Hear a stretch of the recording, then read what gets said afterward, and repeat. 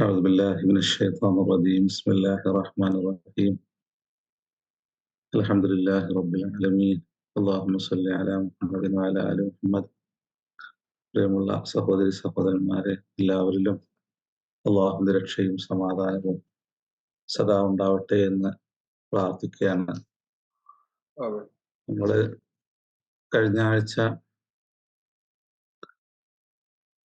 റബത്ന അലാ ഖുലൂബിഹിം എന്ന് തുടങ്ങുന്ന ആയത്തുമായി ബന്ധപ്പെട്ട് ചില കാര്യങ്ങൾ പറഞ്ഞു പോവുകയുണ്ടായി. മൂസാ നബിയുടെ ഉമ്മയുമായി ബന്ധപ്പെട്ട ചർച്ചയും അതോടനുബന്ധിച്ച് സ്ത്രീകളോട് നമ്മൾ പുലർത്തുന്ന ചില തെറ്റായ സമീപനങ്ങളും പറയുന്നുണ്ട്. പുരുഷ മേധാവിത്വത്തെ കുറിച്ചെല്ലാം നമ്മൾ പറഞ്ഞു. അപ്പോ ചിലർക്ക് അങ്ങനെയെല്ലാം പറയാൻ പാടുണ്ടോ എന്നുള്ള ഒരു ചോദ്യമാണ്.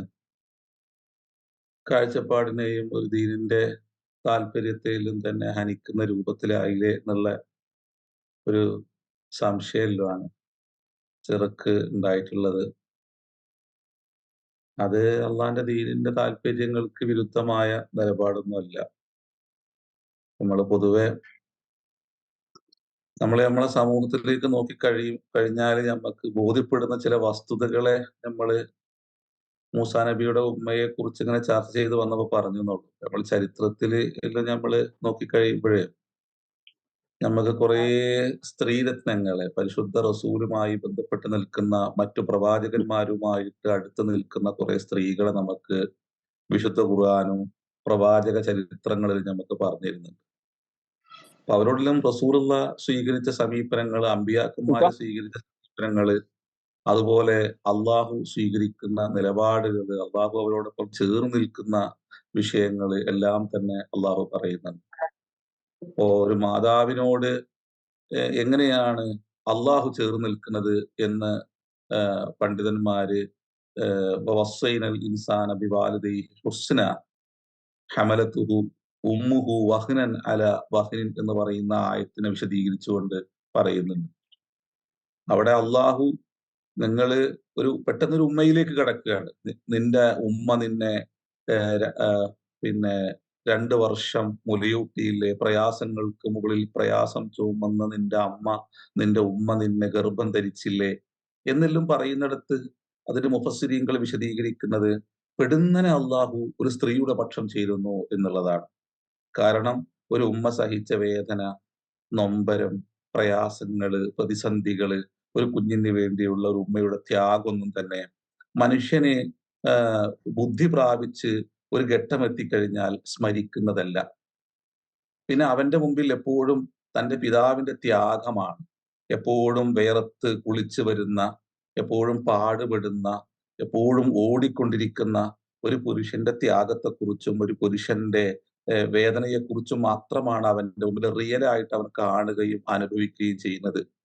അവിടെ പിന്നിട്ട ഒരു കാലത്തെ, അവനറിയാത്തൊരു കാലത്ത് അവന് വേണ്ടി ത്യാഗം സഹിച്ച, അവന് വേണ്ടി വേദനിച്ച ഒരു സ്ത്രീയുടെ ചിത്രം അവന്റെ മുമ്പിൽ വരുന്നില്ല എന്നുള്ളത് കൊണ്ട് തന്നെ പെടുന്നനെ ഒരു സ്ത്രീയുടെ പക്ഷം അള്ളാഹു ചേരുന്നു എന്ന് ഇമാം ഷഅറാവി വിശദീകരിക്കുന്നുണ്ട്. കാരണം ഒരു മനുഷ്യനോട് നിന്റെ ഉമ്മ എന്ന് പറഞ്ഞുകൊണ്ട് ഒരു ഉമ്മ പറയുന്നത് അള്ളാഹു പറയാണ്, നിന്നെ ഞാൻ ഇത്ര വർഷം മുലയൂട്ടിയില്ലേ, നിന്നെ ഞാന് 10 മാസം ഗർഭം ചുമന്നില്ലേ എന്നെല്ലാം പറയുന്ന ഒരു ഉമ്മയുടെ വർത്തമാനത്തെ അള്ളാഹു നേരിട്ട് പറഞ്ഞ് ഒരു സ്ത്രീയുടെ പക്ഷം ചേരുന്ന ഒരു വല്ലാത്തൊരു പിന്നെ ഹൃദയത്തെ ഒരു ഉമ്മയോട് ഏറെ അടുപ്പിച്ച് നിർത്തുന്ന ഒരു വർത്തമാനം അള്ളാഹു പറയുന്നുണ്ട്. അപ്പോ ഈ രൂപത്തിലൊന്നും അല്ല പലപ്പോഴും നമ്മൾ സ്ത്രീകളെ കണ്ടിട്ടുള്ളത് എന്നാ ഞാൻ പറഞ്ഞത്. അപ്പോ നമ്മള് പുരുഷ മേധാവിത്വം ഉണ്ടെന്ന് പറയുമ്പോഴും അപ്പൊ സ്ത്രീ ആരായിരിക്കണം എന്നുള്ളൊരു ചർച്ച ഉണ്ട്. സ്ത്രീ പിന്നീട് ജീവിതത്തിൽ ആരുടെ പക്ഷം ചേരുകയും ആരെ സ്വീകരിക്കുകയും ആരോടൊപ്പം നിൽക്കുകയും ആരുടെ മാതൃക പിൻപറ്റുകയും ചെയ്യണമെന്ന് ഒരു മറുപൂർവ്വമായനുണ്ട്. അത് നമ്മളെ സമൂഹത്തിൽ നഷ്ടപ്പെട്ടിട്ടുണ്ട് എന്നുള്ളൊരു വസ്തുതയാണ്. അപ്പോ എല്ലാവരിലും നഷ്ടപ്പെട്ടു എന്നുള്ളതല്ല, അത് പുതിയ ലോകത്ത് നമ്മൾ വേണ്ട രൂപത്തില് ഇതുപോലെ അവതരിപ്പിക്കാൻ കഴിയാതെ പോയത് കൊണ്ടുള്ള പിന്നെ അപജയങ്ങൾ സമൂഹത്തിൽ ഉണ്ടായിട്ടുണ്ട്. അപ്പോ അവരെല്ലാം തന്നെ നമ്മളും പിന്നെ അവരും ഒരുപോലെ അമ്പിയാക്കന്മാരിലേക്ക് അള്ളാഹു എങ്ങനെയാണോ സ്ത്രീയെ വായിക്കുന്നത്, സ്ത്രീയുടെ പക്ഷം ചേരുന്നത്, അതുപോലെ നമ്മൾ ചേരുകയും ആ സ്ത്രീകളുടെ എല്ലാം തന്നെ മാതൃക ജീവിതത്തിൽ ഉയർത്തിപ്പിടിക്കുകയും ലോകത്ത് അവരെല്ലാം സൃഷ്ടിച്ച വിപ്ലവം പോലെ അവരും വിപ്ലവം സൃഷ്ടിക്കേണ്ടതിന്റെ കാലം മാറി വരികയാണ്. ഇനി എന്ത് പ്രശ്നത്തിന്റെ മുമ്പിലും ഇവരായിരിക്കും മുമ്പിൽ നിൽക്കുക. അപ്പൊ നിങ്ങൾ ചിന്തിച്ചു നോക്കിയാട്ടെ. പിന്നെ അഷിഫ ബിൻത്ത് അബ്ദുള്ള എന്ന് പറയുന്ന പിന്നെ ഒരു സ്വഹാബി വനിതയെ കുറിച്ച് പിന്നെ ഒരു പക്ഷേ നിങ്ങൾ പിന്നെ വായിച്ചിട്ടുണ്ടാവാം. ആ ഓക്കെ. അപ്പോ ഷിഫ ബിൻത്ത് അബ്ദുള്ള എന്ന് പറയുന്ന പിന്നെ സ്വഹാബി വനിത, അവർ ജാഹിലിയ്യ കാലത്തും ഇസ്ലാമിക കാലത്തും എല്ലാം തന്നെ എഴുത്തും വായനയും അതുപോലെ തന്നെ ഭാഷാശാസ്ത്രത്തിൽ അതിനിപുണയായ ഒരു സ്വഹാബി വനിതയായിരുന്നു. അവര് ഒന്നാം ഹിജ്റയിലും രണ്ടാം ഹിജ്റയിലും പങ്കെടുത്ത പിന്നെ സ്ത്രീകളിലെ അഗ്രഗണ്യയായ മഹതിയായിരുന്നു അവര്. അവർക്കാണ് നബി സല്ലല്ലാഹു അലൈഹി വസല്ലം തങ്ങൾ മദീന പട്ടണത്തില് ഒരു വീടുണ്ടാക്കി കൊടുത്തത് പ്രത്യേകം ആളുകളെ പഠിപ്പിക്കാൻ വേണ്ടിയിട്ട്. ആദ്യത്തെ മദ്രസ ഒരു സ്ത്രീയിലൂടെയാണ് ലോകത്ത് രൂപപ്പെട്ടത്. സഫിയ റളിയല്ലാഹു അൻഹയുടെ ഗുരുനാഥയായിരുന്നു ഷിഫ ബിൻത്ത് അബ്ദുള്ള. അവര് ശരിക്കുള്ള പേര് ലൈല ബിൻത്ത് അബ്ദുള്ള എന്നാണ്. ഷിഫ എന്നുള്ള പേര് വരാനുള്ള ഒരു കാരണമുണ്ട്. അവര് ത്വക്ക് രോഗത്തിന്, ചർമ്മരോഗത്തെ ചികിത്സിക്കുമായിരുന്നു എന്നാ. മദീനയിലെ ആദ്യത്തെ ഡോക്ടർ ആയിരുന്നു ഈ ലൈല അതിന് ബിൻത്ത് അബ്ദുള്ള പറയുന്ന പിന്നെ സ്വഹാബി വനിത. അതുകൊണ്ടാണ് അവർക്ക് ആ പേര് വന്നത്. പല യുദ്ധങ്ങളിലും നബി സല്ലല്ലാഹു അലൈഹി വസല്ലം തങ്ങളുടെ കൂടെ പങ്കെടുത്തിട്ടുണ്ട്. ഉച്ചയായി മതത്തിൽ കഴിഞ്ഞാൽ ഹദീസിൽ കാണാൻ പറ്റും. തഖയ്യല നബിയ്യു സല്ലല്ലാഹു അലൈഹി വസല്ലം ഫി ആ ബൈത്തിഹ എന്ന് കാണാൻ പറ്റും. അവരുടെ വീട്ടില് നബി മറ്റേ സല്ലല്ലാഹു ആ അലൈഹി വസല്ലം ഹജ്ജൊക്കെ ഭംഗി പറയും. അപ്പോ പിന്നെ നബി സല്ലല്ലാഹു അലൈഹി വസല്ലമ തങ്ങള് അവരുടെ വീടുകളിൽ ഉച്ച സമയത്ത് പോയിട്ട് അവരെ വീട്ടിൽ പോയിട്ട് വിശ്രമിക്കുമായിരുന്നു. അവരോട് പല ചർച്ചകളും നടത്തുമായിരുന്നു എന്ന് നമുക്ക് സഹീഹായ ഹദീസുകളിൽ കാണാൻ പറ്റും. അതുപോലെ ഉമർ റളിയല്ലാഹു അൻഹുവിനെ ചോദ്യം ചെയ്ത പിന്നെ ചോദ്യം ചെയ്ത സ്ത്രീ എന്നുള്ള നിലക്കും ഇവര് ചരിത്രത്തില് പ്രസക്തയാണ്, പ്രശസ്തയാണ് ഇവര്. ചോദ്യം ചെയ്തു എന്നുള്ളതല്ല, ഉമർ റളിയല്ലാഹു അൻഹു സ്ത്രീകളുടെ മഹറിന്റെ വിഷയത്തിൽ സ്വീകരിച്ച നിലപാടിനെ ആ സദസ്സിൽ നിന്ന് എഴുന്നേറ്റ് നിന്നുകൊണ്ട് ഉമർ റളിയല്ലാഹുവിനെ തിരുത്തുന്നുണ്ട്. നബി സല്ലല്ലാഹു അലൈഹി വസല്ലമ തങ്ങൾ വകവെച്ച് തന്ന ഈ അവകാശത്തെ തിരുത്തുവാൻ നിങ്ങൾ ആരാണ് എന്ന്. പക്ഷെ അതിൽ ആ ഉദ്ധരിക്കുന്നതിൽ ഒരു റാവിയിൽ ചില കുഴപ്പങ്ങൾ ഉള്ളതുകൊണ്ട് ആ സംഭവം പിന്നെ ആ ലഈഫാണെന്ന് പറയുന്ന പണ്ഡിതന്മാർ സംസാരിക്കുവാൻ, അങ്ങനെ ഇടപെടുവാൻ നബി സല്ലല്ലാഹു അലൈഹി വസല്ലമ തങ്ങൾ നൽകിയ കരുത്തെന്താണ്? അവരുടെ വ്യക്തിത്വത്തെ എങ്ങനെയാണ് ആദരിച്ചത്? ഇതുപോലെ ഓരോ സ്ത്രീകളെയും ല്ലേ? നമുക്കറിയാം പിന്നെ നസീബ ബിൻത്ത് കഅബ് റളിയല്ലാഹു അൻഹ. അവര് ഉഹുദ് യുദ്ധത്തില് നബി സല്ലല്ലാഹു അലൈഹി വസല്ലമ തങ്ങൾക്ക് വേണ്ടിയിട്ട് എല്ലാവരും ഓടിപ്പോയപ്പഴ്, പുരുഷന്മാര് രണാങ്കണം വിട്ടപ്പഴ് റസൂലുള്ളാന്റെ മുമ്പില് ഒരു പർവ്വത കണക്കെ നിന്ന മഹാസ്ത്രീരത്നമാണ് നസീബ ബിൻത്ത് കഅബ് റളിയല്ലാഹു അൻഹ. ചരിത്രത്തിൽ നമുക്ക് കാണാൻ പറ്റും അവരുടെ 12 കുത്തുകൾ ഉണ്ടായിരുന്ന അസ്ത്രം കൊണ്ട് അവരുടെ നെഞ്ചിലും ശരീരത്തിലും 12 പിന്നെ പർവ്വത കണക്കെ നബി സല്ലല്ലാഹു അലൈഹി വസല്ലമ തങ്ങളെ സംരക്ഷിക്കുകയും അങ്ങനെ അവരെ അവരേറ്റത് 12 അസ്ത്രങ്ങളാണ് അവരുടെ ശരീരത്തിൽ എന്ന് ചരിത്രത്തിൽ നമുക്ക് കാണാൻ പറ്റും. അത്രയും ധീരയായ വനിതകൾ. അവരെങ്ങനെയാണ് രണാങ്കണത്തിൽ എത്തിയത്? നമ്മൾ ചിന്തിക്കേണ്ടതുണ്ടല്ലോ. അവരെങ്ങനെ രണാങ്കണത്തിൽ എത്തി? പുരുഷന്മാര് ഓടിപ്പോയപ്പഴ് പരിശുദ്ധ റസൂലിന് സംരക്ഷണ വലയം തീർക്കുന്നത് ആരാണ്? ഇന്നും ലോകത്ത് നോക്കിക്കോളൂ. ഇനിയും ഇതെല്ലാം തന്നെയാണ് നടക്കാൻ വേണ്ടി പോണത്. എല്ലാരും കളം വിടുമ്പഴ് പിന്നെ ഇവരെ പ്രതിനിധീകരിക്കുന്നവരായിരിക്കും ഇനി ലോകത്ത് അല്ലെങ്കിൽ പലയിടങ്ങളിലും ചരിത്രം കുറിക്കാൻ വേണ്ടി പോകുന്നത്. അങ്ങനെ സാഹചര്യങ്ങൾ മാറി മറിയാണ്. കാറ്റുകൾ എതിർദിശയിലേക്ക് വീശിക്കൊണ്ടിരിക്കുന്നു. എല്ലാരും ശാന്തമായിട്ട് ഉറങ്ങാണ്.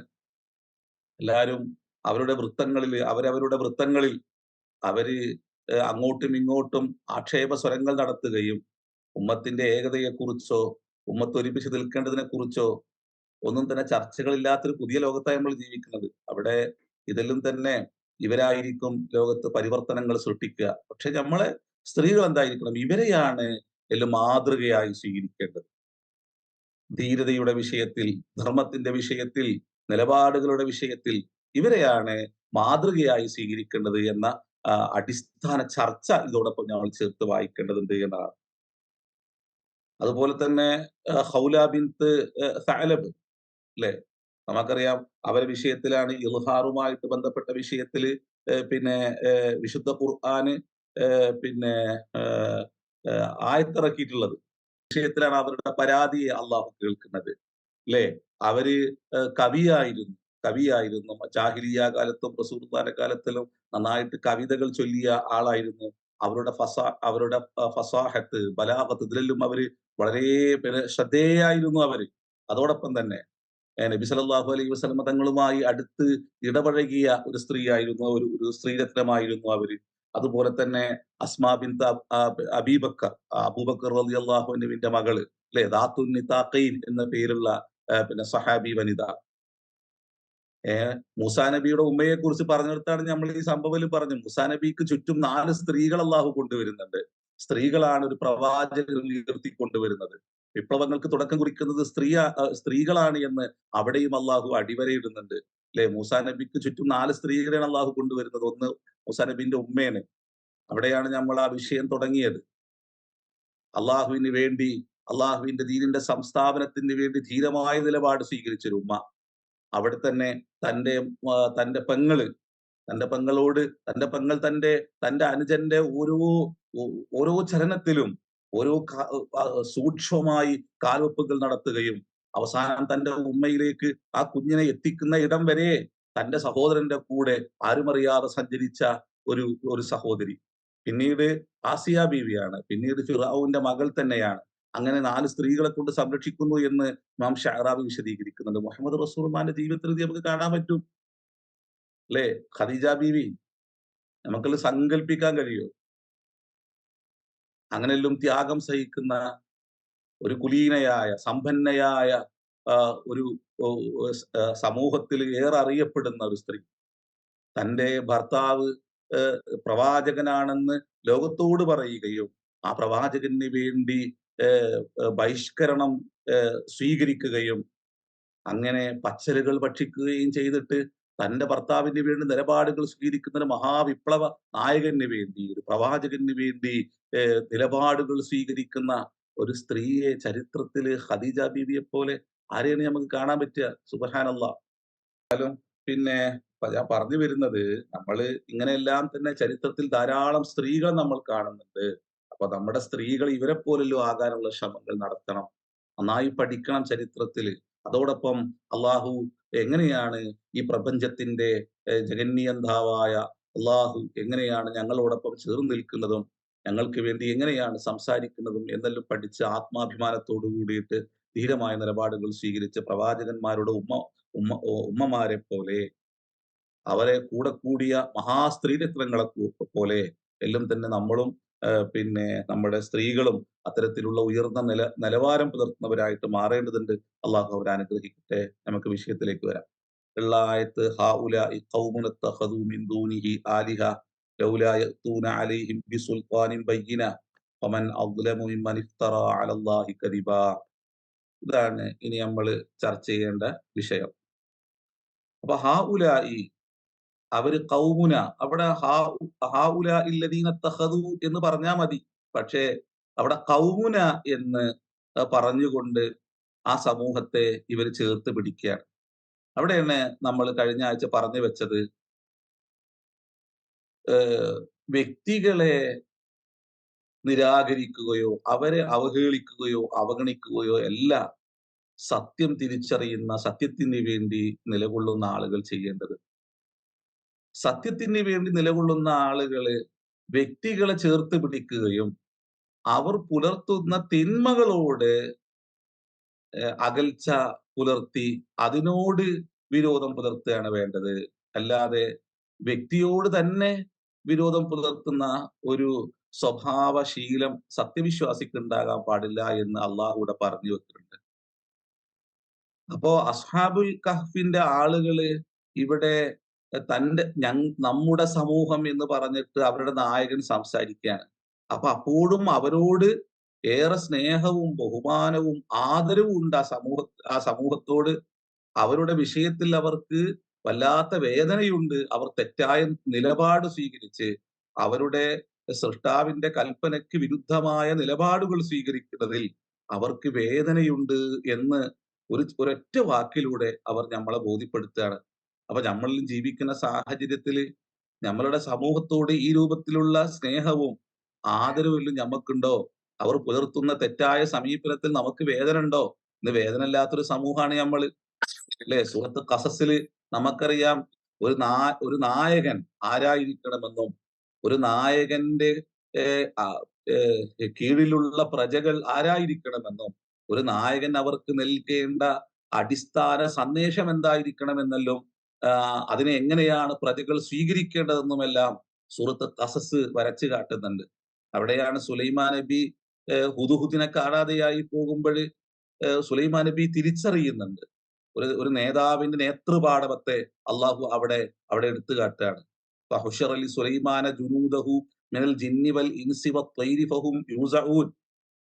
അങ്ങനെ പക്ഷികളാലും മൃഗങ്ങളാലും മനുഷ്യരായാലും മറ്റു ജിന്ന് വിഭാഗങ്ങളാലും എല്ലാവരാലും നിറഞ്ഞ ഒരു സമൂഹത്തില് ആ പ്രവാചകന് അള്ളാഹു ആധിപത്യം നൽകിയ ഒരു സമൂഹത്തില് ഒരു ചെറിയ കുരുവിയെ കാണാതെയായി പോകുമ്പോ തിരിച്ചറിയുന്ന ഒരു നേതൃപാഠമുണ്ടല്ലോ. ആ നേതൃപാടവത്തെ അള്ളാഹു എടുത്തു കാട്ടുകയാണ്. എന്നിട്ട് അവിടെ അള്ളാഹു പറയാണ്, ഇനി ലാ അറൽ ഹുദ്ഹുദ, ഹുദ്ഹുദിനെ കാണുന്നില്ല. അം കാന മിനൽ ഗായിബീൻ, എവിടെ പോയി? നമ്മളിൽ നിന്ന് എങ്ങോ മറഞ്ഞു പോയോ? അങ്ങനെ അനുവാദം ചോദിക്കാതെ പോയത് കൊണ്ട് തന്നെ ലഉഅദ്ദിബന്നഹു അദാബൻ ശദീദ, ഞാന് ശക്തമായ ശിക്ഷയ്ക്ക് വിധേയമാക്കും, അല്ലെങ്കിൽ ഞാൻ കൊന്നുകളയും എന്ന് പറയാണ് സുലൈമാൻ നബി. അപ്പൊ അവിടെ വിഷയം മുഫസ്സിരീങ്ങൾ ഇമാം ഷഅറാവി വിശദീകരിക്കുന്നത് ഒരു കുരുവിയെ കാണാതെയായി പോകുമ്പോൾ തിരിച്ചറിയുന്ന ഒരു നേതാവിന് നേതൃപാടവത്തെയാണ് മുസ്ലിം സമൂഹം എന്നും തേടുന്നത് എന്ന് പറയുന്നുണ്ട്. ഇന്ന് ആർക്കും ആരോടും കടപ്പാടുകളും ബന്ധങ്ങളൊന്നുമില്ല. പക്ഷെ അതിനപ്പുറം അവിടെ നടക്കുന്ന ഒരു ചർച്ചയുണ്ട്. ഹുദ്ഹുദ് വന്നിട്ട് വമക്കസ ഗൈറ ബഈ വമക്കസ ഗൈറ ബഈദിൻ, പിന്നെ അധികം താമസിയാതെ അവർ വന്നിങ്ങനെ നിൽക്കുകയാണ്. എന്നിട്ട് താൻ കണ്ടൊരു സംഭവം പറയാണ്.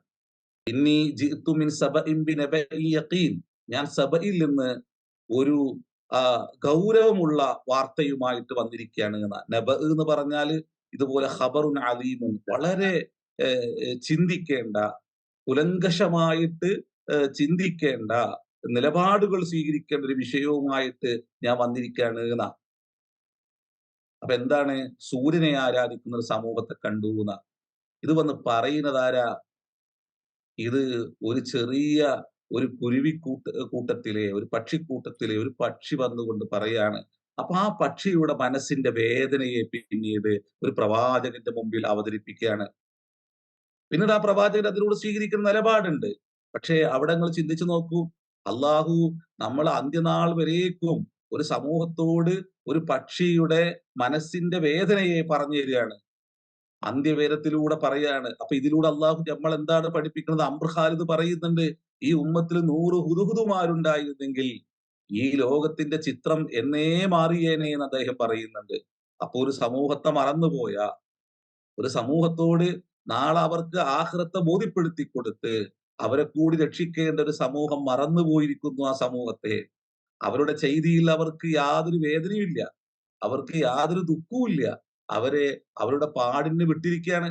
അതുകൊണ്ടാണ് നമ്മൾ ജാതി മതെല്ലാം പറഞ്ഞിട്ട് നമ്മളിങ്ങനെ മതിൽക്കെട്ടുകൾ തീർത്ത് നമ്മളെ ആളുകളെ ഇങ്ങനെ പാർശ്വവൽക്കരിച്ച് അവരവരുടെ പാടിന് പോയിക്കോട്ടെ എന്ന് പറയാണ്. ഇതാണ് മതകീയത, ജാതീയത എല്ലാം തന്നെ ശിരസിൽ കയറിയ ഒരു സമൂഹത്തിലെ നിലപാടുകൾ.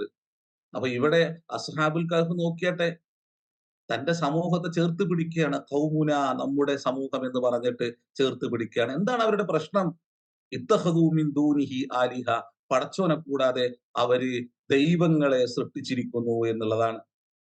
അതിലിപ്പോ എന്താ അത്ര വലിയ അത്ഭുതം എന്ന് ചോദിക്കുന്നവരുണ്ടാവാം. അതെ, നിങ്ങൾ നിങ്ങളുടെ നൊന്തുപെറ്റ അമ്മയോട് കാണിക്കേണ്ട ബഹുമാനത്തെയും ആദരവിനെയും അവർക്ക് നിങ്ങൾ നൽകേണ്ട സ്നേഹത്തെയും ആ അമ്മയുടെ മുമ്പിൽ വെച്ച് നിങ്ങളോട് ഒരു ബന്ധവുമില്ലാത്ത മറ്റുള്ളവർക്ക്, മറ്റുള്ള സ്ത്രീകൾക്ക് വകവെച്ചു കൊടുക്കുമ്പോഴുണ്ടാകുന്ന ഒരു പ്രശ്നം ഉണ്ടല്ലോ, ഈ പ്രശ്നം അവിടെ നടക്കുന്നുണ്ട് എന്നുള്ളതാ.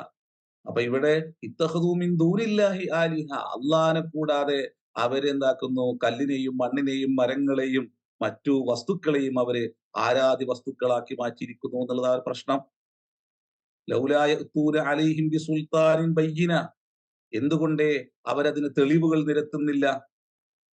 അപ്പൊ ഇവിടെ പിന്നെ ഇമാം ഷഅറാവി ലൗലാ യഅ്തൂന അലൈഹിം ബിസുൽത്താനിൻ ബയ്യിന എന്നുള്ളതിനെ പിന്നെ അദ്ദേഹം ദൂന അൻ യകൂന ലഹും ദലീലുൻ ഔ ഹുജ്ജത്തുൻ വാളിഹത്തുൻ അലാ സിദ്ഖി മാ ദഹബു ഇലൈഹി. അവര് പ്രവർത്തിച്ചു കൊണ്ടിരിക്കുന്ന ഒന്നിന് പിന്നെ ഒരു തെളിവുകളും നിരത്താതെ അവരെന്താക്കിയിരിക്കുന്നു? അവര് തോന്നിയതിനെയെല്ലാം തന്നെ ദൈവങ്ങളാക്കി മാറ്റിയിരിക്കുന്നു. അതാണ് അവരുടെ പ്രശ്നം. അവർ ഓടിപ്പോകുന്നതും അതുകൊണ്ടാണ്. അപ്പൊ കുഫ്ർ എന്നിട്ട് പറയാണ് പിന്നെ ഫമൻ അദ്ലമു മിമ്മൻ ഇഫ്തറ അലല്ലാഹി കദിബ. അള്ളാഹുവിന്റെ പേരിൽ കള്ളം പറയുന്നവനേക്കാൾ ഏഹ്, പിന്നെ അക്രമിയാരുണ്ട് എന്ന് അള്ളാഹു ചോദിക്കുകയാണ്. അല്ലെങ്കിൽ അവരുടെ പക്ഷത്ത് നിന്ന് അവർ തന്നെ ആ ഒരു മഹാ തെറ്റായ സമീപനത്തെ എടുത്തു കാട്ടുകയാണ്. അപ്പൊ അത് വലിയൊരു അക്രമാണ്. ഇന്ന ശിർക്കല ദുൽമുൻ അലീം. ഇപ്പൊ എന്താണ് അതിൽ ഭയങ്കര പ്രശ്നമുണ്ട്. ഷിർക്കില് ഒരിക്കലും ആഖിറം ബോധ്യപ്പെടാതെ പോകുന്ന ഒരു ഭീകരമായ ഒരു അവസ്ഥാവിശേഷം അത്തരം സമൂഹത്തിൽ നിലനിൽക്കുന്നുള്ളതാണ്. ഷിർക്ക് ചെയ്യുന്ന ഏതൊരു വ്യക്തിയിലും ഏതൊരു സമൂഹത്തിലും അത് നിലനിൽക്കുന്നുള്ളത്. ആഖിറം ബോധ്യപ്പെടാത്ത ഒരു അവസ്ഥ നിലനിൽക്കുന്ന അവർ ഒന്നേ പ്രാർത്ഥിക്കുള്ളൂ. അതുകൊണ്ട് പ്രാർത്ഥനയ്ക്ക് രണ്ട് മുഖമുണ്ട്. സൂറത്ത് ബഖറയിൽ അള്ളാഹു അത് എടുത്തു കാട്ടുന്നുണ്ട്. എന്താണ്? മനുഷ്യർ രണ്ട് വിഭാഗമേ ഉണ്ടാവുള്ളൂ. ഒന്ന് പടച്ചോന് കീഴ്പ്പെട്ടവരും മറ്റൊന്ന് അതിന് എതിരെ നിലപാടുകൾ സ്വീകരിക്കുന്നവരും വസ്തുക്കളെ പൂജിക്കുന്നവരും. അത്തരം ആളുകളുടെ പ്രാർത്ഥന എന്താണ്? റബ്ബന ആത്തിന ഫിദ്ദുന്യ ഹസനത്തൻ റബ്ബന ആത്തിന ഫിദ്ദുന്യ ഹസനത്തൻ വമാ ലഹും ഫിൽ ആഖിറതി മിൻ ഖലാഖ്. അപ്പൊ അവര് ഭൗതിക ലോകത്ത് അവർക്ക് വേണ്ടിയുള്ള സുഖങ്ങൾക്കും സൗകര്യങ്ങൾക്കും വേണ്ടി മാത്രമേ അവർ നിലപാടുകൾ സ്വീകരിക്കുള്ളൂ, പ്രാർത്ഥിക്കുകയുള്ളൂ. ഒരിക്കലും തന്നെ പടച്ചോനെ ഞങ്ങൾക്ക് നീ പുറത്തു തരണേ എന്ന് പ്രാർത്ഥിക്കൂല. അപ്പൊ ഒരിക്കലും അവർ ചെയ്യുന്ന ഒരു പ്രവൃത്തിയിലും കുറ്റബോധം ഉണ്ടാവില്ല എന്നുള്ളതാണ്. കുറ്റബോധം ഇല്ലാത്തൊരു സമൂഹം ലോകത്ത് രൂപപ്പെട്ട് കഴിഞ്ഞാൽ ഉണ്ടാകുന്ന അപകടം ചിന്തിച്ചു നോക്കിയട്ടെ. എല്ലാ വൃത്തികേടുകളും ചെയ്യും. ഇത് പേരിന്റെ അടിസ്ഥാനത്തിലല്ലേ നമ്മൾ സംസാരിക്കുന്നത്. അത് അറബി പേരുള്ളവരുണ്ടാവും, മലയാള പേരുള്ളവരുണ്ടാവും, മറ്റു ഭാഷയിൽ നിന്ന് പേര് സ്വീകരിച്ചവരുണ്ടാവും. അതുകൊണ്ട് ഞാൻ പറഞ്ഞ രണ്ട് കൂട്ടങ്ങളെ ഉണ്ടാവുള്ളൂ. നമ്മൾ മതവാദവും വർഗവാദവും കൈയൊഴിഞ്ഞ് മനുഷ്യനെ രണ്ട് തരത്തിൽ ഈ രൂപത്തിൽ നമ്മൾ വിലയിരുത്തണം. ബഹുദൈവാരാധകർ എന്ന് പറയുമ്പോൾ അവിടെ രാമനും അമ്മിണിയും ഉണ്ടാവുള്ളൂ എന്ന് ചിന്തിക്കേണ്ട ആവശ്യമില്ല. അവിടെ രാമൻ ഉണ്ടാവും, അമ്മിണി ഉണ്ടാവും, ഫാത്തിമ ഉണ്ടാവും, പിന്നെ അബ്ദുള്ള ഉണ്ടാവും, എല്ലാം ഉണ്ടാവും അവിടെ. ഇപ്പുറത്ത് അള്ളാഹുവിന് വേണ്ടി നിലപാടുകൾ സ്വീകരിക്കുന്ന, അള്ളാഹുവിന് വേണ്ടി മാത്രം സംസാരിക്കുന്ന, അവന്റെ മുമ്പിൽ സാഷ്ടാംഗം നമിക്കുന്നവരിൽ ആരൊക്കെ ഉണ്ടാവും? അവിടെ മുഹമ്മദ് ഉണ്ടാവും, ജോർജ് ഉണ്ടാവും, രാമൻ ഉണ്ടാവും, ഫാത്തിമ ഉണ്ടാവും, അതുപോലെ രാധ ഉണ്ടാവും. പേര് കൊണ്ടോ അല്ലെങ്കിൽ ദേശം കൊണ്ടോ ഒന്നുമല്ല അള്ളാഹുവിന്റെ വിഷയത്തിൽ നിലപാടുകൾ സ്വീകരിക്കുകയും സമൂഹത്തെ വിലയിരുത്തേണ്ടതും. നമ്മുടെ സ്വഭാവം അതാണ്. നമ്മൾ പേര് അറബിയാണോ എന്ന് നമ്മളെ ആളാണെന്നാണ്. ആ പേരിനെ തന്നെ മുസ്ലിം നാമം എന്നാണ് നമ്മൾ പലപ്പോഴും പറയാം. മുസ്ലിം നാമം എന്ന് പറയുന്നത് നാമൊന്നും അങ്ങനെയല്ല. അതിൽ തെറ്റായ പ്രയോഗങ്ങളാ മുസ്ലിം നാമം. എവിടെയാണ് മുസ്ലിം നാമം ഉള്ളത്? മുസ്ലിം നാമം എന്ന് പറയുന്ന ഒരു നാമാണ്. പിന്നെ മുഹമ്മദ് റസൂലുള്ളാന്റെ സമൂഹത്തിലെങ്കിൽ റസൂലുള്ളാക്ക് എന്തെങ്കിലും ജോലി ഉണ്ടാവും അവിടെ? എന്തെങ്കിലും പിന്നെ ഉത്തരവാദിത്തങ്ങൾ ഉണ്ടാവുമോ? എല്ലാരെ പേരും അറബി പേരല്ലേ? ഇനി തൊപ്പിയും നീണ്ട താടിയും നീളം കുപ്പായവും അതുപോലെ തന്നെ തലപ്പാവ് തലമറക്കലിലും ആണ് അടിസ്ഥാനെങ്കില് റസൂലുള്ളാന്റെ സമൂഹത്തിൽ ഇതെല്ലാം ഉണ്ടായിരുന്നല്ലോ. അവരോട് പോയിട്ടാണ് അള്ളാന്റെ റസൂല് അസ്ലിമു എന്ന് പറയുന്നത്. നിങ്ങൾ പടച്ചോന് കീഴ്പ്പടിയും, അള്ളാന്റെ നിയമത്തിന് നിങ്ങൾ കീഴ്പ്പെടൂ എന്ന് റസൂലുള്ള പറയുന്നത് അറബി പേരുള്ളവരോടാണ്. തൊപ്പിയും തലപ്പാവും നീണ്ട താടിയും നീളം കുപ്പായും ധരിച്ചവരോടാണ്. അതുപോലെ തന്നെ തലമറച്ച നീളം കുപ്പായം ധരിച്ച സ്ത്രീകളോടാണ് റസൂലുള്ള പറയുന്നത് അസ്ലിമൂന്ന്, നിങ്ങൾ പടച്ചോന് കീഴ്പ്പെടൂന്ന്. പേരോ രൂപമോ ഭാവമോ അതൊന്നും മുസ്ലിം ആകുന്നതിന് പടച്ചോന് കീഴ്പ്പെടുന്നതിന്റെ അള്ളാന്റെ നിയമത്തിന് കീഴ്പ്പെട്ട് ജീവിക്കുന്ന നിദാനമല്ല, അടിസ്ഥാനമല്ല. നമ്മൾ ഇങ്ങനെ നമ്മുടെ നാട്ടിൽ വിലയിരുത്തിയിട്ടില്ല. നമ്മളൊരു സമൂഹത്തോട് പുലർത്തേണ്ട ചില നീതിബോധമുണ്ട്. ആ നീതിബോധം പ്രവാചകന്മാരുടെ പക്ഷം ചേർന്ന് നിന്നുകൊണ്ട്, ഇത്തരത്തിലുള്ള ധീരരായ മനുഷ്യരുടെ പക്ഷം ചേർന്ന് നിന്നുകൊണ്ട് പടച്ചവന് വേണ്ടി നാടും വീടും കുടുംബവും ഒഴിവാക്കി ഇന്നും അള്ളാഹു അവരെക്കുറിച്ച് നമ്മളോട് പറഞ്ഞു തരികയാണ്. അവരെക്കുറിച്ച് പറഞ്ഞു തരുമ്പോഴും ആ ജനതയോട് എത്രമാത്രം അടുത്താണ് അവർ നിൽക്കുന്നത്. അപ്പൊ നമ്മൾ ഇത്തരത്തിലുള്ള നിലപാടുകൾ സ്വീകരിക്കുന്നുണ്ടോ എന്നുള്ളതെല്ലാം നമ്മളെ ഭൂമികയിൽ നിന്ന് നമ്മൾ വായിക്കേണ്ടതുണ്ട്. സത്യത്തില് അള്ളാഹുവിന് രക്ഷയും സമാധാനവും ഒരു സമൂഹത്തിന്റെ മുകളിൽ അള്ളാഹുവിന് നസ്ർ അവതരിക്കുന്നത് തന്നെ ഇത്തരത്തിലുള്ള മാനസികാവസ്ഥ കൂടി പുലർത്തുമ്പോഴാണ്. അവരോട് ഒരു നിലക്കും ബന്ധവും ഒരു നിലക്കും അവരുടെ വിഷയത്തിൽ നമുക്കൊരു വേദനയും ഇല്ലെങ്കിൽ പടച്ച തമ്പുരാന് അവന്റെ നിലപാടുകൾ നമുക്കെതിരെ തിരിക്കും എന്നുള്ളതിൽ ഒരു സംശയവും ഇല്ല. അവർ സമൂഹത്തെ കുറിച്ച് എപ്പോഴും വേദന വേണം, അവരിൽ നിന്ന് ഓടി ഒളിക്കലല്ല, അല്ലെങ്കിൽ അവരെ അവഗണിക്കലല്ല. അതുകൊണ്ടാണ് പിന്നെ രണ്ടാമത്തെ പ്രാർത്ഥന എന്താണ്?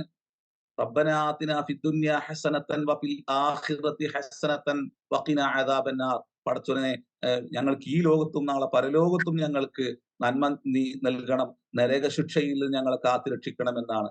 അപ്പൊ നരകശിക്ഷയിൽ നിന്ന് കാത്തുരക്ഷിക്കണമേ എന്ന് പ്രാർത്ഥിക്കാത്ത സമൂഹങ്ങൾ ലോകത്ത് രൂപപ്പെട്ടു കഴിഞ്ഞാൽ അവർ ലോകത്തെ അപകടകാരികളായിരിക്കും എന്നാണ്.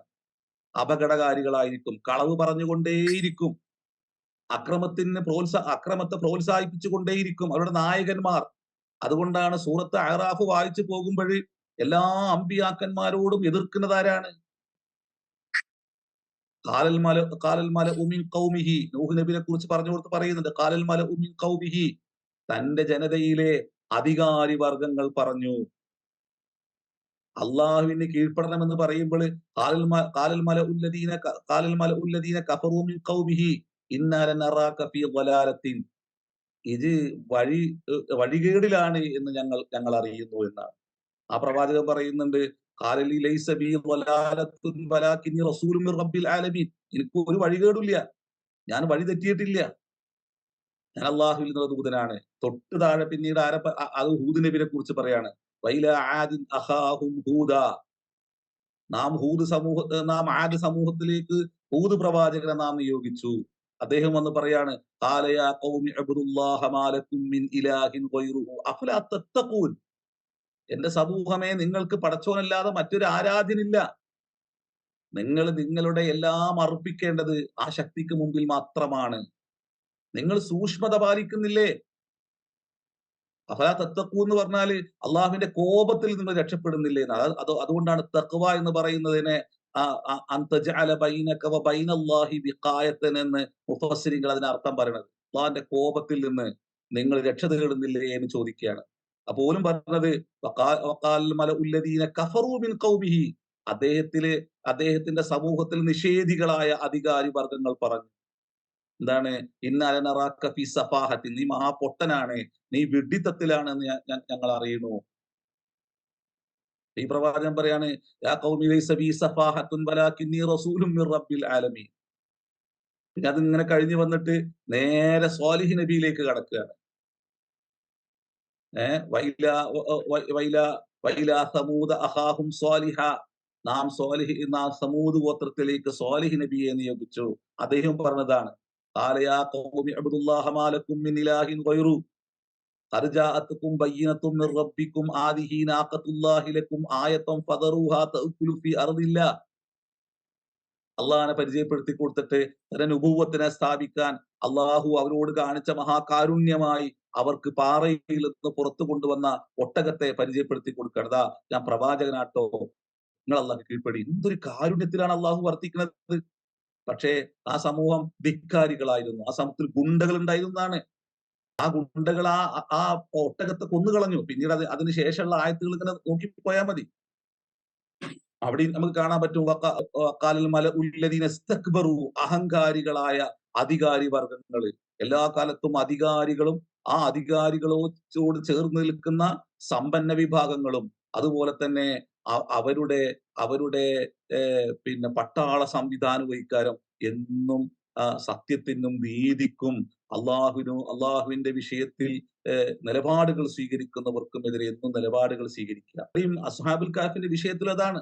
അത് കഴിഞ്ഞിട്ട് നേരെ ലൂത്ത് നബിയിലേക്ക് പ്രവേശിക്കുകയാണ്. അത് പിന്നെ അവിടെ ഉപയോഗിക്കുന്ന ശൈലി വേറൊന്നാണ് എന്നുള്ളത്. സൂറത്ത് അഅറാഫിൽ വലൂത്തൻ ഇത് ഖാല ലിഖൗമിഹി എന്ന് പറഞ്ഞിട്ട് തുടങ്ങുന്നത് അവിടെ. പിന്നെ അതിനുശേഷം ലൂത്ത് നബിനെ കുറിച്ച് കഴിഞ്ഞിട്ട് നേരെ ഷുഐബ് നബിയിലേക്ക് പിന്നെ കയറുകയാണ്. പിന്നെ സുമ്മ എന്താണ്, മദീനിലേക്ക് നാം ഷുഐബിനെ നിയോഗിച്ചു, മദീനിലേക്ക് നാം ഷുഐബിനെ നിയോഗിച്ചു. എന്നിട്ട് ഷുഐബിനെ എന്ത് പറയാം, ഖാല യാ ഖൗമി അബ്ദുല്ലാഹ മാ ലക്കും മിൻ ഇലാഹിൻ ഗൈറുഹു. അപ്പൊ എല്ലാ പ്രവാചകന്മാരും ഇതുപോലെ പറയുന്നത് കാണാൻ പറ്റും. അള്ളാഹുവിനെ അഗാധമായി പരിചയപ്പെടുത്തി കൊടുക്കുകയാണ്. അള്ളാഹിനെ പരിചയപ്പെടുത്തി കൊടുക്കുകയാണെന്ന് പറഞ്ഞാൽ മനുഷ്യന്റെ ഫിത്രത്തിൽ അതില്ല എന്നുള്ളതല്ല. മനുഷ്യൻ സ്വയം ഏറ്റു സമ്മതിക്കുന്ന, മനുഷ്യന്റെ ഉൾബോധത്തിൽ നിറഞ്ഞു നിൽക്കുന്ന അനിഷേധ്യമായ സത്യത്തെ അവര് അടിവരയിട്ടുകൊണ്ട് ബോധ്യപ്പെടുത്തി കൊടുക്കുകയാണ്. അതുകൊണ്ട് നമ്മൾ എപ്പോഴും പറയാറുണ്ട്, ലോകത്ത് ഒരൊറ്റ പ്രവാചകം അള്ളാഹു ഉണ്ടെന്ന് പറയാൻ വേണ്ടി വന്നിട്ടില്ല. അള്ളാഹു ഉണ്ടെന്നുള്ളത് മനുഷ്യന്റെ പ്രകൃതി ബോധമാണ്, അവന്റെ ഫിത്രിയായ ബോധമാണ്.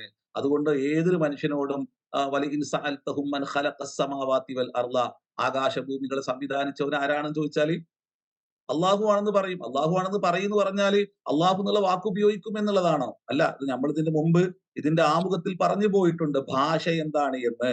ഓരോ മനുഷ്യരെയും അള്ളാഹു പഠിപ്പിച്ച ഭാഷയിൽ, ഭാഷ അള്ളാന്റെ ദൃഷ്ടാന്തമാണ്. ആ ദൃഷ്ടാന്തത്തിൽ മനുഷ്യൻ ഉപയോഗിക്കുന്ന ഓരോ ശബ്ദങ്ങൾ ഉണ്ടാവും ഈ പ്രപഞ്ചനാഥന് വേണ്ടിയിട്ട്. ആ ശബ്ദം അവർ ഉരുവിടും എന്നാണ് അതിന്റെ അർത്ഥം. വലയിൻ സഅൽതഹും മൻ നസ്സല മിനസ് സമാഇ മാഅൻ, ആരാണ് നിങ്ങൾക്ക് ആകാശ ലോകത്ത് നിന്ന് മഴ വർഷിപ്പിക്കുന്നത് ആരാണെന്ന് നീ ചോദിക്കൂ. വലയിൻ സഅൽതഹും മൻ സഖറ ശംസ വൽ ഖമറ, സൂര്യനെയും ചന്ദ്രനെയും നിങ്ങൾക്ക് കീഴ്പ്പെടുത്തിയവൻ ആരെന്ന് നീ പോയി ചോദിച്ചു നോക്കൂ. വലയിൻ സഅൽതഹും മൻ ഖലഖഹും, അവരെ സൃഷ്ടിച്ചവൻ ആരാണെന്ന് നീ ചോദിച്ചു നോക്കൂ. ഇതിനെല്ലാം അവർ ഉത്തരം പറയും ലയഖൂലുന്നല്ലാഹ്, നിശ്ചയമായും അള്ളാഹു ആണെന്ന് പറയുന്നു പറഞ്ഞാൽ ഓരോരുത്തരും അവരുടെ ഭാഷയിലുള്ള വാക്കുകൾ ഉരുവിട്ടുകൊണ്ട് ആ പ്രപഞ്ചനാഥനെ ഏറ്റുസമ്മതിക്കും, ഇഅ്തിറാഫ് ചെയ്യും എന്നാണ് എന്റെ അർത്ഥം.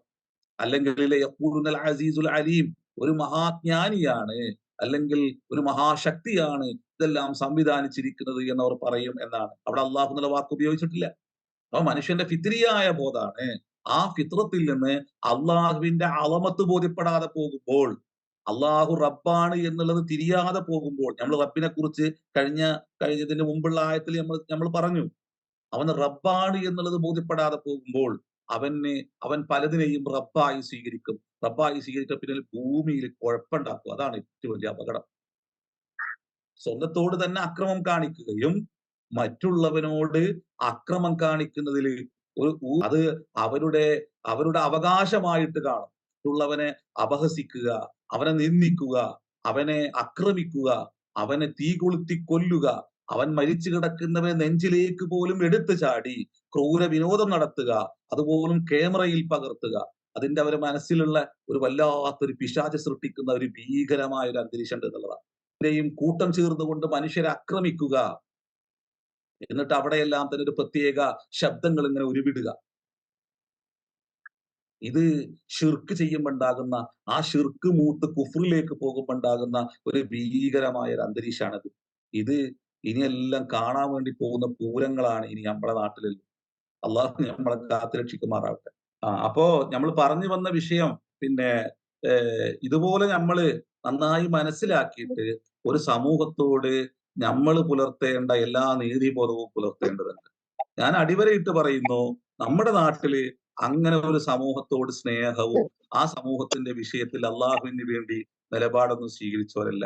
നമ്മുടെ നേതൃത്വങ്ങൾക്ക്, അതുപോലെ തന്നെ ഉമ്മത്തിലെ നായകന്മാർക്ക്, പണ്ഡിതന്മാർക്ക് ആ സമൂഹത്തോടുള്ള ഈ പറഞ്ഞതുപോലെയുള്ള അസ്ഹാബുൽ കഹ്ഫിനെ പോലെ, അമ്പിയാക്കന്മാരെ പോലെ നിലപാടുകൾ സ്വീകരിച്ച പണ്ഡിതന്മാരായിരുന്നുവെങ്കിൽ ഇന്ന് നമ്മളെ സമൂഹം എത്തിപ്പെട്ട ഈ ദുരന്തം ഒരിക്കലും ഉണ്ടാവൂലായിരുന്നു എന്ന് ചിന്തിക്കുന്ന മനുഷ്യനാണ് ഞാൻ.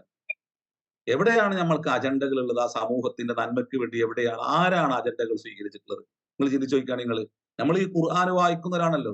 അസ്ഹാബുൽ കഹ്ഫിനെ ഏത് ആഴ്ചയിലാണ് വായിക്കാത്തത്? ഇതിലും ഭയങ്കര പുണ്യമായിട്ട് നമ്മൾ ഓതിപ്പോകുന്നുണ്ടല്ലോ. എന്നാൽ എന്തുകൊണ്ടാണ് ഇതുപോലുള്ള നിലപാടുകൾ നമുക്ക് സ്വീകരിക്കാൻ പറ്റാത്തത്?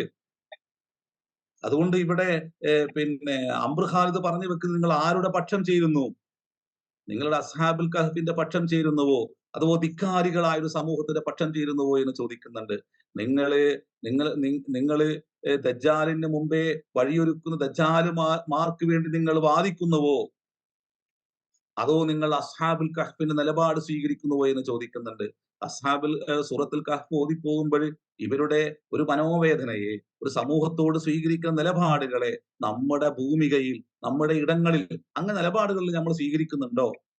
നമ്മൾ വെറുതെ ഇങ്ങനെ ഓതിപ്പോയാൽ പറ്റില്ലല്ലോ. അള്ളാഹു എന്തിനാപ്പത്തിൽ നമ്മളെ മുമ്പിൽ ഇങ്ങനെ പറഞ്ഞു തരുന്നത് എന്തിനാ?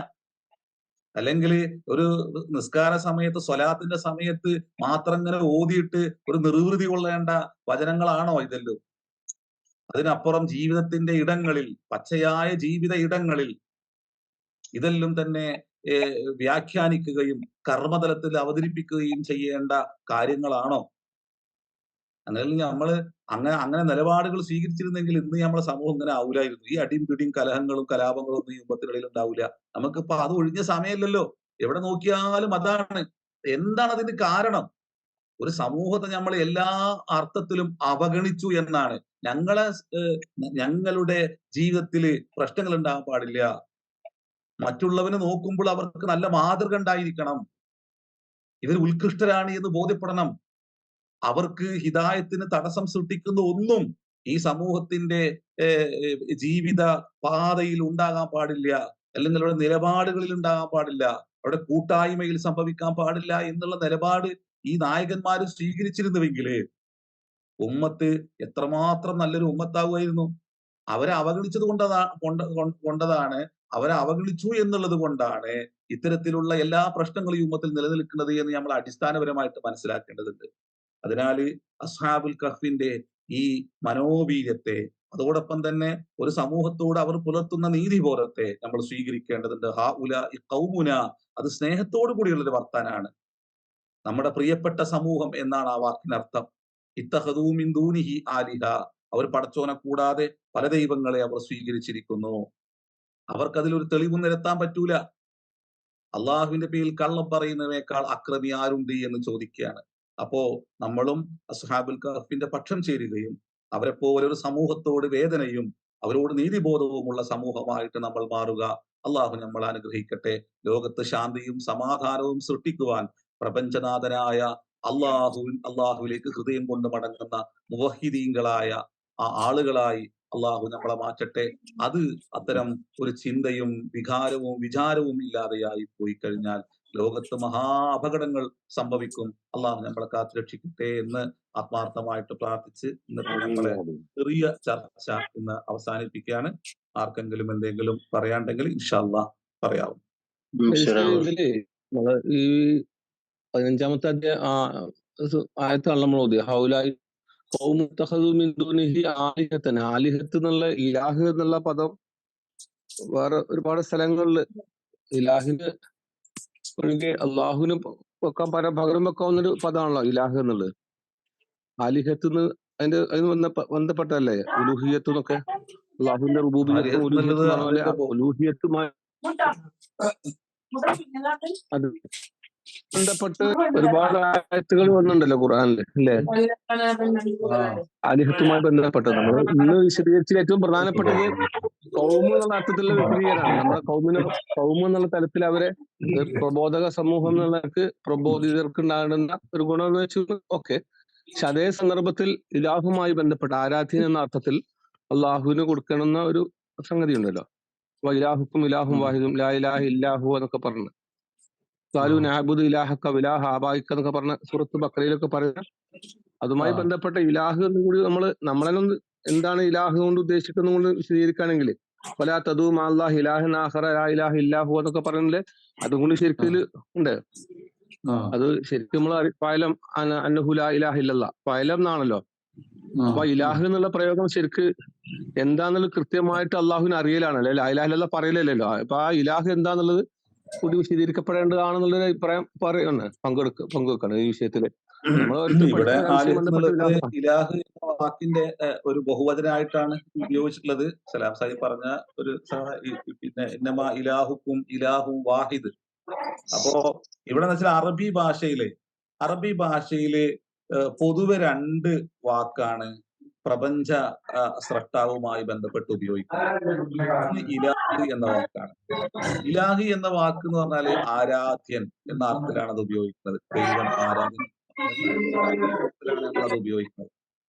ആ ഇലാഹ് എന്ന വാക്കിൽ അൽ ചേർത്ത് കൊണ്ട് ഉപയോഗിക്കുന്ന വാക്കാണ് അൽ ഇലാഹിനെയാണ് അള്ളാഹു എന്ന് പറയുന്നത്.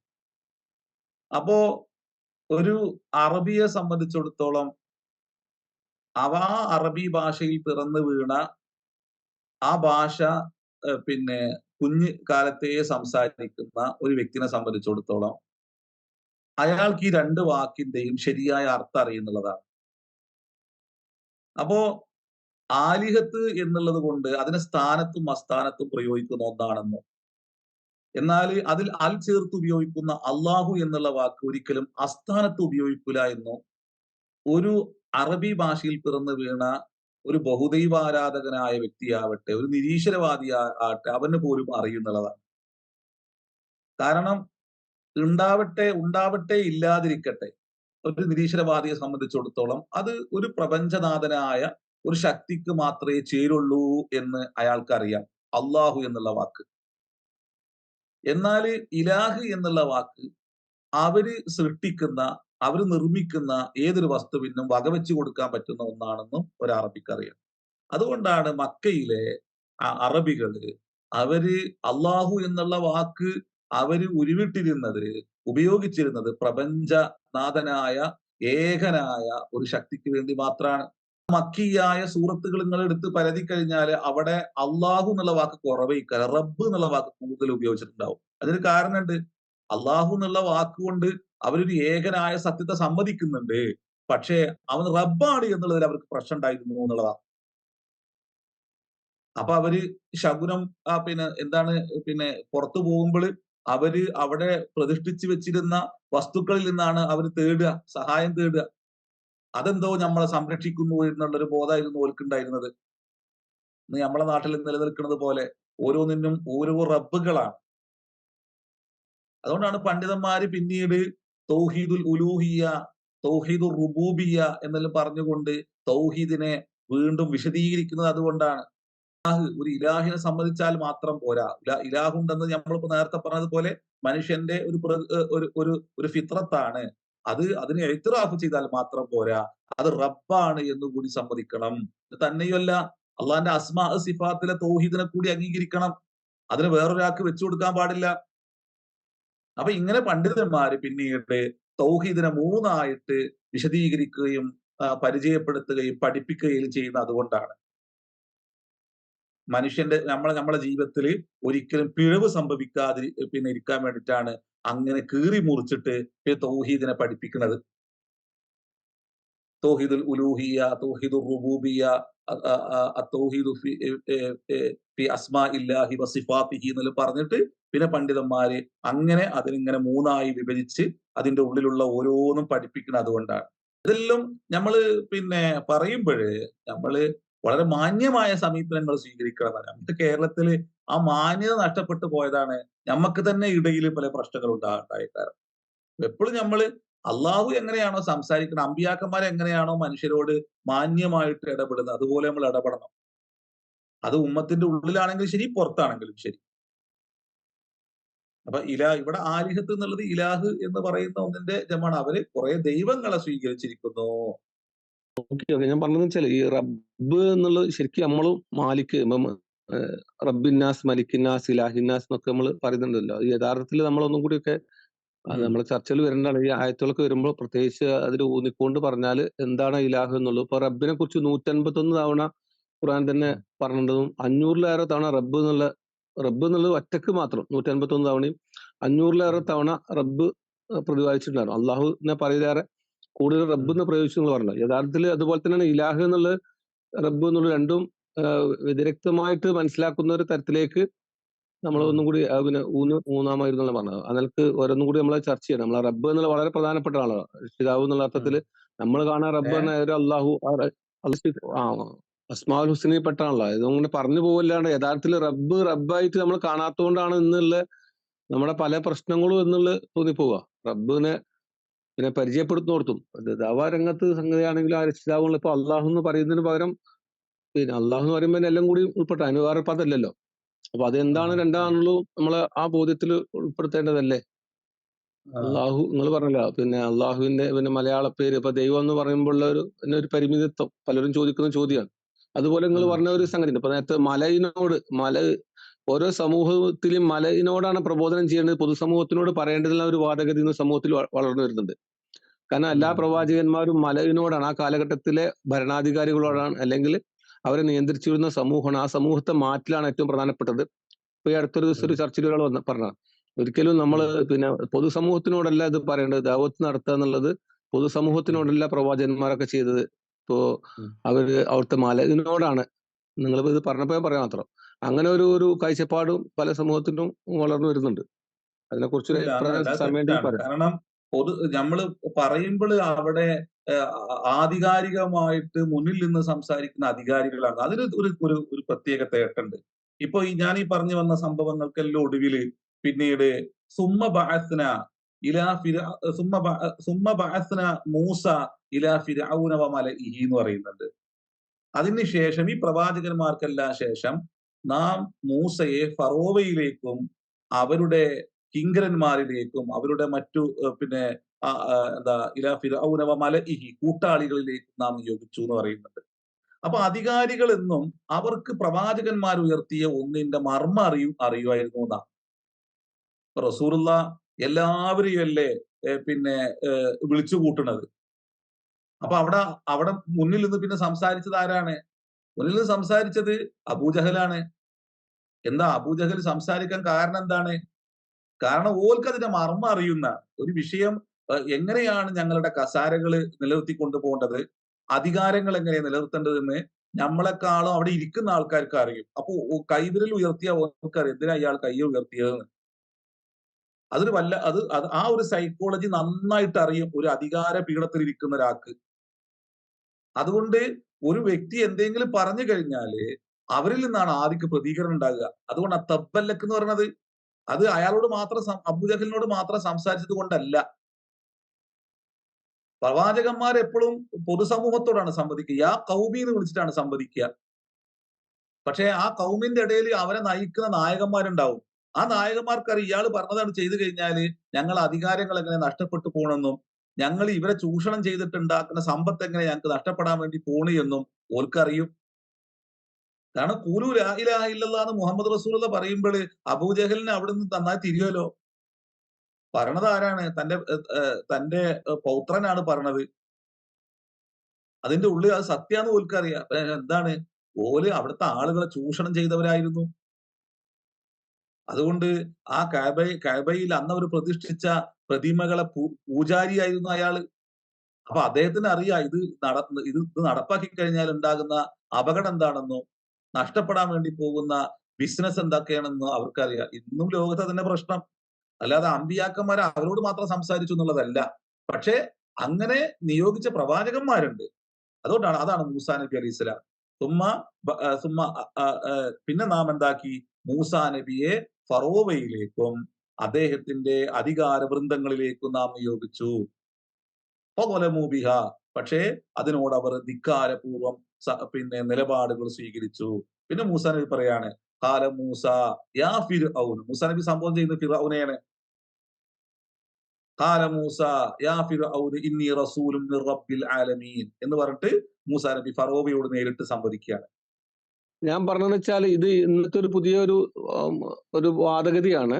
അതായത് പൊതുസമൂഹത്തിനോടല്ല പറയേണ്ടത്. ഇപ്പൊ ഇന്ന് ഇന്ത്യയിലെ ഭരണകൂടം നയിച്ചുകൊണ്ടിരിക്കുന്നത്. ലോകത്ത് നമുക്കറിയാലോ, ഇപ്പോ ഫലസ്തീൻ വിഷയമാണെങ്കിലും എന്ത് വിഷയത്തിലാണെങ്കിലും അവിടുത്തെ രാജാക്കന്മാരോ അല്ലെങ്കിൽ ഭരണാധികാരികളും ആണല്ലോ എന്ന് സമൂഹത്തിൽ അറിയപ്പെടുന്നത്. അവരുടെ നിയമങ്ങളെ സപ്പോർട്ട് ചെയ്തുള്ള വിഷയത്തില് സമൂഹം ശരിക്ക് മറ്റൊരൊപ്പാണെങ്കിൽ പോലും ഭരണകൂടമാണല്ലോ കാര്യങ്ങൾ തീരുമാനിക്കുന്നത്. എന്നതുപോലെ തന്നെ അള്ളാഹുവിന്റെ ഉലൂഹിയത്തിലാണെങ്കിലും റുബൂബിയത്തിലാണെങ്കിലും അള്ളാഹുവിന്റെ അസ്തിത്വത്തിന് എതിര് നിൽക്കുന്നത് ഇന്നത്തെ ഭരണകൂടം അനുകൂലമാകുമ്പോൾ സമൂഹം തന്നെ മാറുമല്ലോ.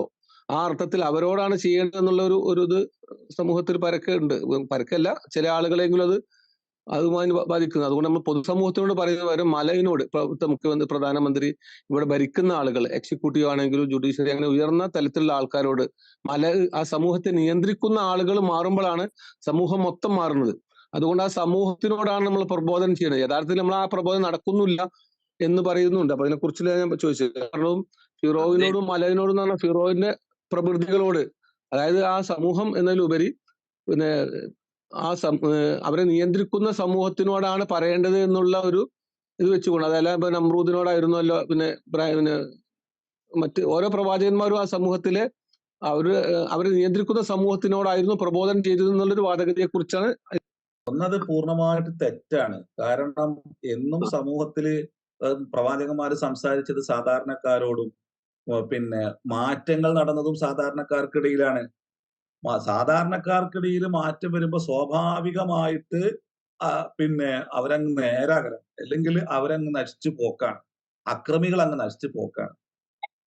അങ്ങനെയാണ്. പക്ഷേ അധികാരികൾ ഇടപെടുന്നത് എന്താന്ന് വെച്ചാല് അവര് കൈകാര്യം ചെയ്തു പോരുന്ന ഒരു സമൂഹം അവരുടെ കൈപ്പിടിയിൽ നിന്ന് രക്ഷപ്പെട്ടു പോകരുത്, അല്ലെങ്കിൽ അവര് ഈ ഒരു വഴിയിലേക്ക് തിരിഞ്ഞു പോകരുത് എന്നുള്ളത് കൊണ്ടാണ് അവർ പെട്ടെന്ന് ഇടപെടുന്നത്. കാരണം ഇടപെട്ട് കഴിഞ്ഞാൽ അവരിൽ നീതിബോധം ഉദിക്കും, ധർമ്മബോധം ഉടലെടുക്കും. അപ്പോ അവര് ചെയ്തു കൂട്ടുന്ന ഒന്നിനും മുദ്രാവാക്യം വിളിക്കുന്ന ആൾക്കാരെ കിട്ടൂല എന്നുള്ളതാണ് അടിസ്ഥാനം.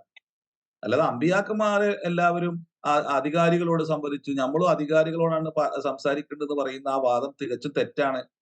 ഇപ്പൊ റസൂലുള്ളാന്റെ സമൂഹത്തില് അധികാരികളാണോ പടച്ചോന് കീഴ്പ്പെട്ടത്? അല്ലല്ലോ. സാധാരണക്കാരിലൂടെ നടന്ന മാറ്റങ്ങളാണ്. അങ്ങനെ ഓരോ പ്രവാചകനിൽ നോക്കിക്കാണെങ്കിൽ നിങ്ങള് ഇപ്പൊ മൂസാ നബിയെ തന്നെ എടുക്കുക. കൂട്ടത്തിലൊരു കാര്യം കൂടെ പറഞ്ഞോട്ടെ കൂട്ടത്തില്.